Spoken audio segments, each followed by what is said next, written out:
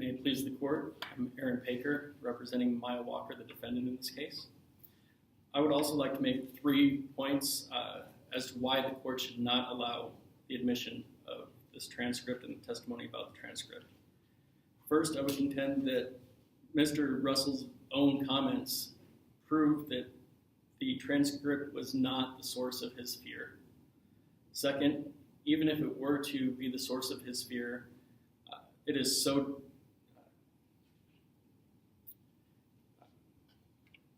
prejudicial that any relevance it may have is completely obliterated, and finally, it has no relevance. My first point would be that Mr. Russell knew the contents of the transcript when the initial alleged threat took place. He called Ms. Walker up to his desk and he said to Ms. Walker, "This is not like you." Obviously, knowing what her past was, he still interpreted her comment as something that was unlike her. It was only when she made a comment about a list, which he somehow jumped to Columbine, and that comment caused fear. It was not caused by any previous bad acts that might appear in the transcript. What case law do you have that supports that kind of transaction? I'm sorry, could you? What case law supports that using your own perception is not a source of relevant facts So for admission? This is actually not from case law. This is from his own interview where he says directly to her, "This is not like you," where he's telling her that he doesn't believe that she's the type of person who would make a threat. And then in the same question, he then tells his interviewer, "When she made a comment about a list, I started thinking of the hit list in Columbine, and I became afraid that she might enter." So that would support your point that it's not relevant? Correct.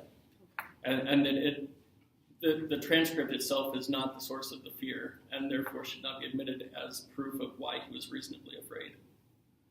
As far as whether or not it's similar to the other cases cited by the state, he mentioned Rajan, where the defendant in that case had a long history of violence. He bragged about that violence to his potential victim. He made it very clear that he was very capable of carrying out his threats.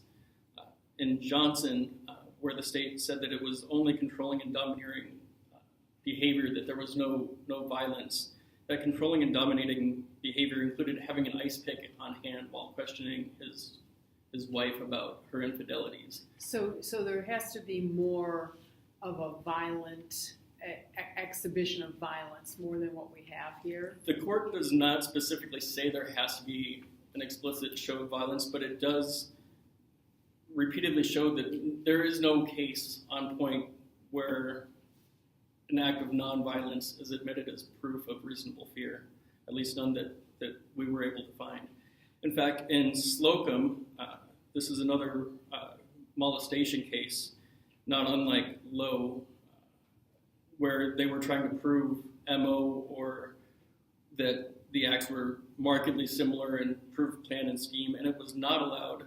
In that case, a gentleman was being convicted of molesting his step-granddaughter, and testimony that he had molested his stepdaughter, the child's mother, in a very similar way was not admitted because the MO was slightly different, where one took place on a rocking chair, another was laying on the floor, and that was not similar enough to create a plan, and that evidence was not admitted because it did not factually match up enough.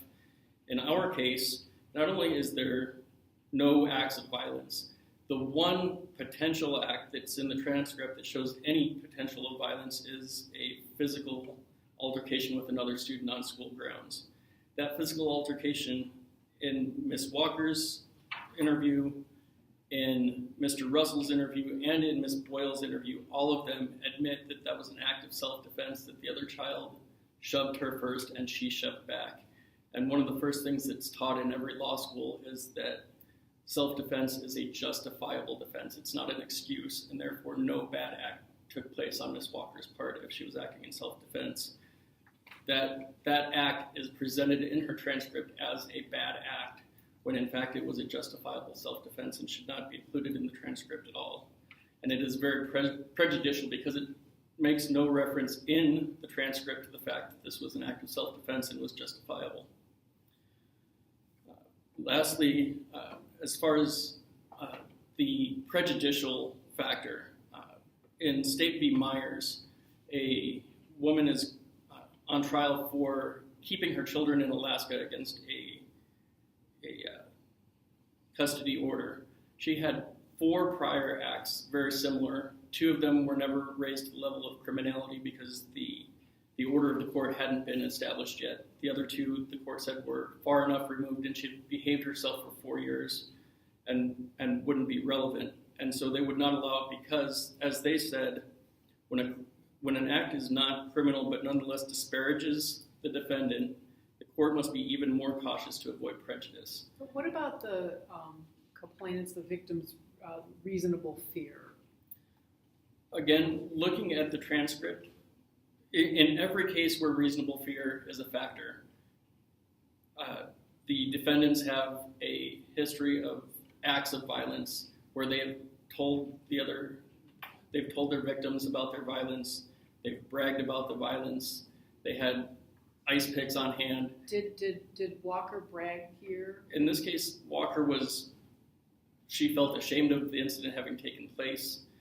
The other bad acts in her transcript involved bad grades, 5 tardies, and 9 absences. So would you argue that the act alone that she's charged for stands enough for whatever reasonable fear he wants to prove, because those other acts are not even? I believe that the only thing that caused reasonable fear in him was a leap from "now you're on my list" to Columbine. We have no problem with him admitting that he was made afraid by that comment.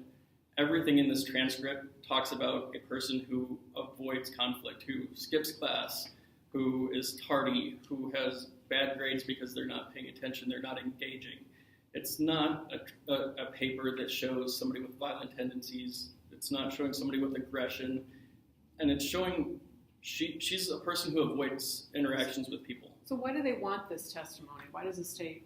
I believe that what the state wants is for the jury to hear poor grades, doesn't follow the rules, doesn't show up, is kind of a loner, and make that jump in their mind to, that sounds like the kind of person who might go postal, might go Columbine and start shooting people up. Whereas the case law is not making a leap, but having actual facts where incidences have actually occurred. Right. Every case law clearly shows that a reasonable person who had heard about these violent acts would be afraid. There is nothing in this transcript that a reasonable person would find as proof that they should be afraid of her. Going back to Slocum, one of the big quotes that comes out of Slocum that the court gave us in that is that the court needs to be aware of the danger that the defendant will be found guilty not on the strength of evidence, but because of the juror's over-reliance on past acts as evidence of character.